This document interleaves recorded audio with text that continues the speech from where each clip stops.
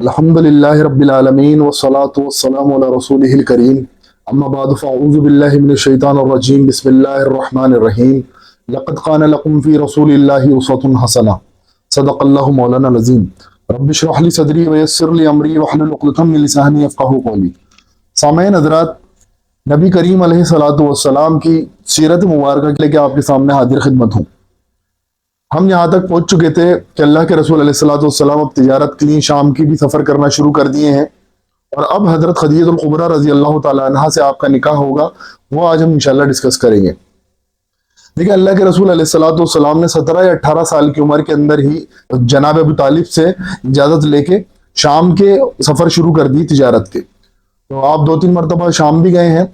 अब आपका जो आपकी तिजारत का मामला था, आप जो ईमानदारी से काम करते थे और आपकी सूझबूझ जो थी, जो पिछली वीडियो में मैंने बताया, सूझबूझ जो थी वो मक्का सिटी के अंदर मशहूर होने लगी।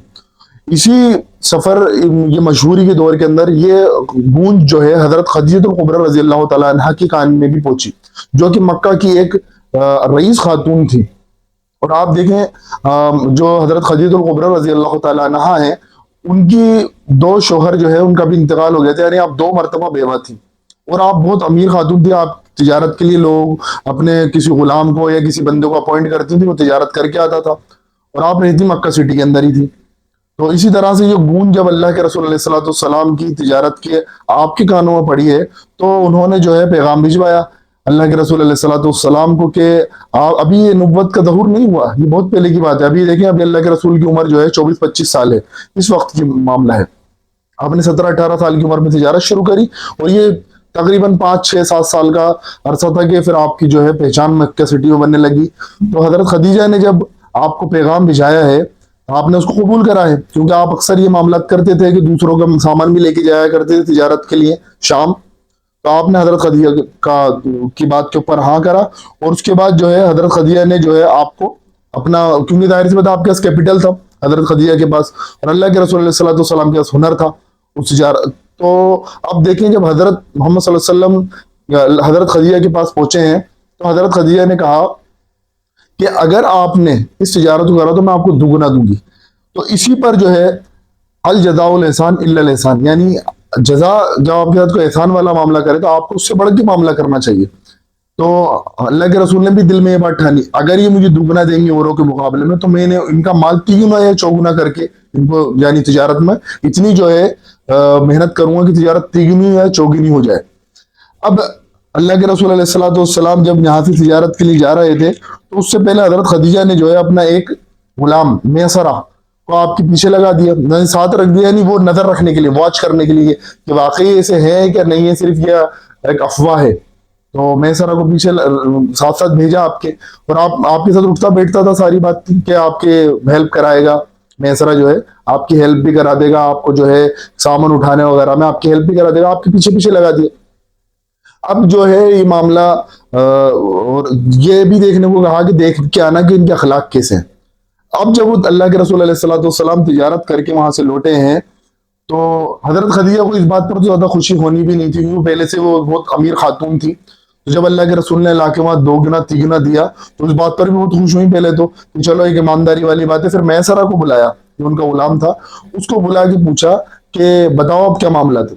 तो उसने तो पुल बांधना शुरू कर दिए तारीफ के और कहा कि वाकई बहुत ईमानदार, सादिक और अमीन और अखलाक बहुत बुलंद है, इस तरह से रहम दिल भी बहुत है। तो अब इस बात पर हजरत खदीजा जो खुश हो गई। आपको जाहिर सी बात है एक ऐसे शख्स की तलाश थी जिसके अंदर ये खूबियां हो, क्योंकि आपको निकाह भी करना था। लेकिन हजरत खदीजा की उम्र जो 40 साल हो चुकी थी और अल्लाह के रसूल अलैहिस्सलातु वस्सलाम की उम्र जो है वो 24 या 25 साल थी।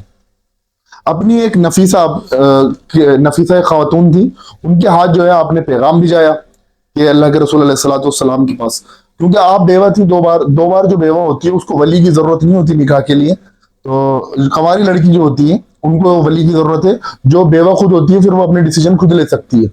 तो नफीसा नाम की एक औरत को अल्लाह के रसूल अलैहिस्सलातु वस्सलाम के पास वहां पर पैगाम लेके भी जाया। अल्लाह के रसूल अलैहिस्सलातु वस्सलाम ने इरशाद फरमाया कि मैं अपने चाचा से थोड़ा मशवरा कर लूं। चाचा से अल्लाह के रसूल ने मशवरा करा। हजरत मोहम्मद सल्लल्लाहु अलैहि वसल्लम के मशवरे पे जनाब अबू तालिब ने कहा کہ کوئی مسئلہ نہیں ہے، اگر عمر کا ڈیفرنس نہیں ہے، اگر تمہیں قبول ہے تو مجھے بھی قبول ہے، کیونکہ عمر کا ڈیفرنس تھا، 15 سال بڑی تھی حضرت خدیجہ اللہ کے رسول علیہ السلام سے. تو چاچا نے جو ہے اس بات پر رضامندی دکھائی. اس کے بعد ان کا نکاح ہوا حضرت خدیجہ سے، کیونکہ باتیں یہ طے ہو گئی تھی رشتے کی. جناب ابو طالب نے جو ہے دونوں خاندانوں کے بیچ کو بلایا اور خود و خود ہی نے دیا جناب ابو طالب نے. اس کے بعد دیکھیں یہ نکاح تو ہو گیا، لیکن اللہ کے رسول علیہ السلام کی ایک پریشانی کا سبب بھی وہ جان لے. اس وقت میں اللہ کے رسول بہت پریشان رہنا شروع ہو گئے تھے. یہ جو دور چل رہا ہے 25 سال سے لے کے 40 سال، اب یہ 15 سال جو چلیں گے، اس میں اللہ کے رسول علیہ السلام کسی جد و جہد میں لگے نظر آئے.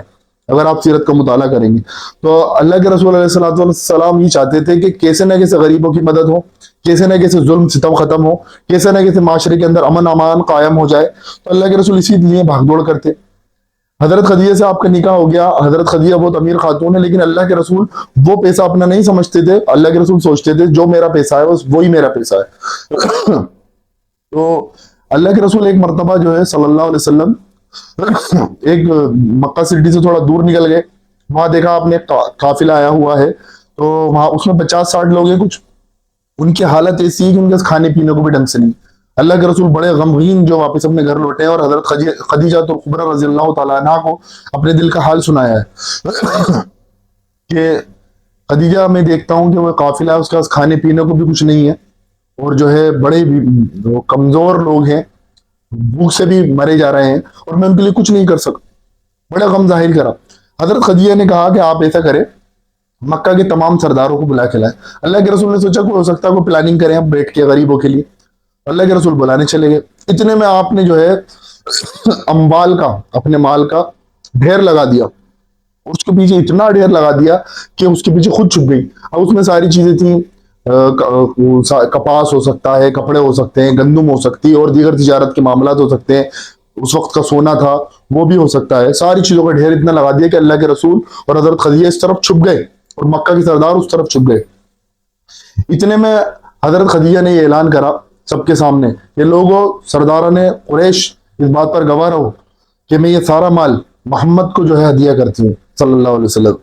رسول اللہ صلی اللہ علیہ وسلم کو وہ سارا کا سارا مال ہبہ کر دیا. یہ ہوتی ہے خاتون، نیک خاتون، بڑی اس میں جو ہے ان کی، اس لیے اللہ کے رسول حضرت خدیجہ سے سب سے بڑھ کے محبت کرتے تھے. پھر حضرت خدیجہ کے تعلق سے دیکھیں، اللہ کے رسول کے پاس جب مال آیا تو آپ نے یہ مال بھی خرچ کرنا شروع کر دیا غریبوں پر. لیکن ایک سچویشن تھی جس پر بہت زیادہ جو ہے آپ اس کو گمبھیر لے رہے تھے، اور اس میں پریشان بھی تھے کہ 100 لوگوں کو کھانا کھلاتا ہوں، کچھ مہینے بعد 200 لوگ آ جاتے ہیں، 200 کا پیٹ بھرتا ہوں 400 آ جاتے ہیں، 400 کا کرتا ہوں 800، اور یہ تعداد بڑھ رہی ہے بلکہ کم نہیں ہو رہی، بڑھ رہی ہے. اب اس سچویشن کو ہینڈل کیسا کرا جائے، اسی کی جد و جہد میں اللہ کے رسول علیہ السلام جو ہے لگ گئے. اور آپ نے جو ہے اسی غور و فکر میں آپ غار ہیرا میں بھی گئے کہ کوئی نظم ہونا چاہیے، کوئی نظام ایسا ہونا چاہیے جس میں غریبوں کی مدد کری جا سکے.